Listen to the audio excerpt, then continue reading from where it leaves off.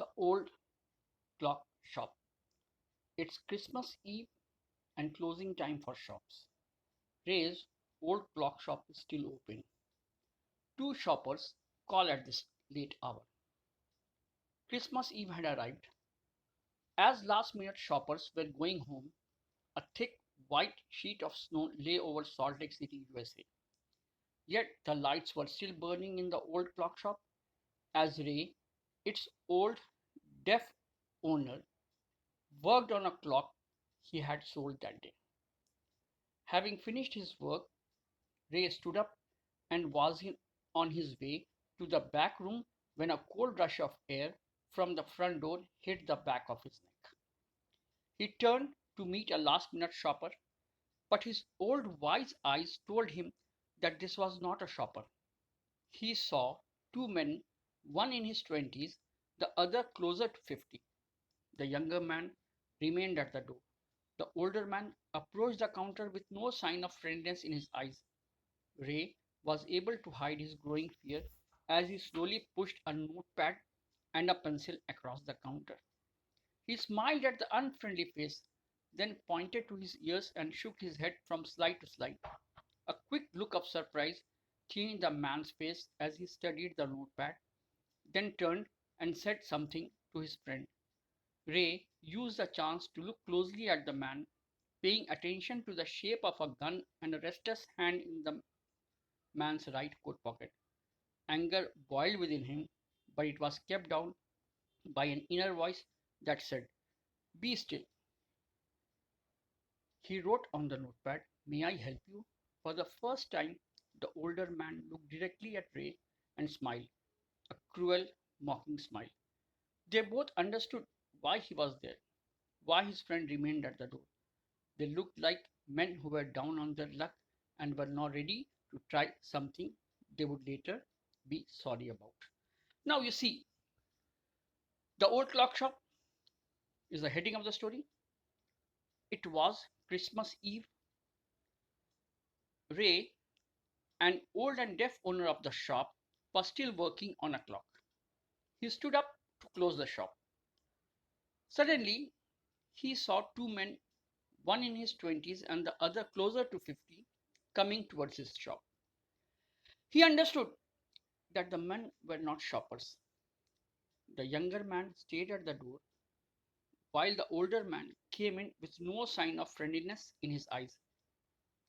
Ray was trying to hide his fear and smiled at the unfriendly face. Ray took a notepad and a pencil. He wrote that he was ready to help him. He also closely looked at the man, paying attention to his gun. The older man looked directly at Ray and smiled for the first time. The two men looked as if they were in a difficult situation and can do anything to come out. Second part, Ray knows that his visitors are in need.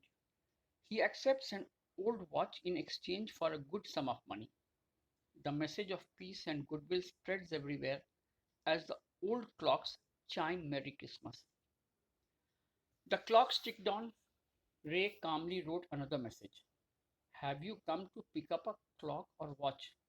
Then he pointed to the lone board filled with hanging clocks and pocket watches.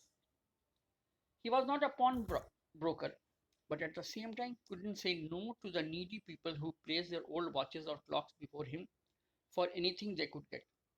He loaned more than he should. They would be there when the owners wanted them back at the same price he had paid with no interest.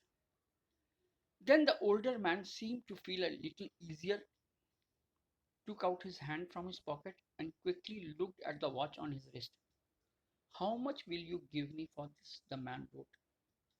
Ray noticed a little shame in the grey eyes looking at him. The watch was nothing special and yet had great powers. It was something to exchange a way out of a bad situation. Knowing that great need had brought the man to his shop in the first place, Ray asked, "How much do you need for it?" The reply came back on the notepad, "Whatever it's worth." Ray reached into his cash box, pulled out a $50 note, and passed it into the man's hand.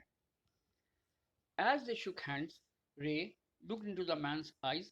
They seemed to say thank you. They both knew the watch wasn't worth that much.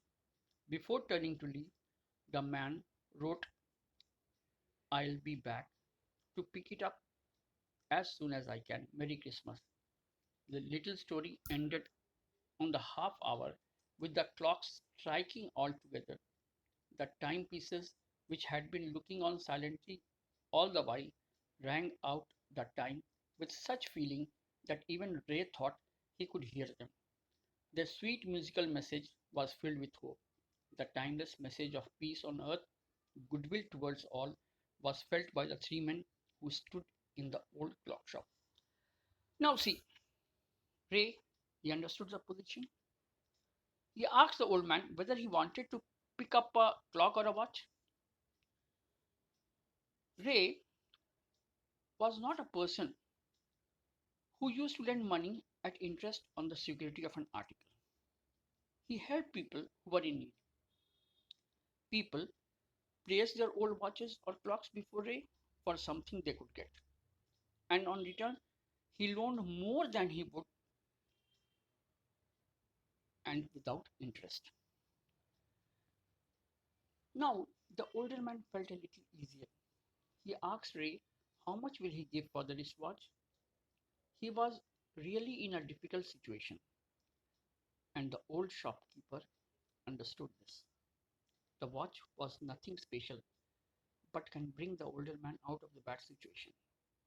Ray asked him how much he needed in exchange of the watch. The older man said he wanted money according to the worth of the watch. Ray gave a 50 rupee note to the older man in exchange of the watch. They shook their hands. They both knew the watch was not worth that much. The man, before walking out of the shop, wrote that he would be back to take away his watch soon. He also wrote Merry Christmas. Soon the clock struck at the midnight, giving timeless message of peace, hope, and goodwill in the world. So we see how the story ends. Ray, he kept his cool, understood the situation.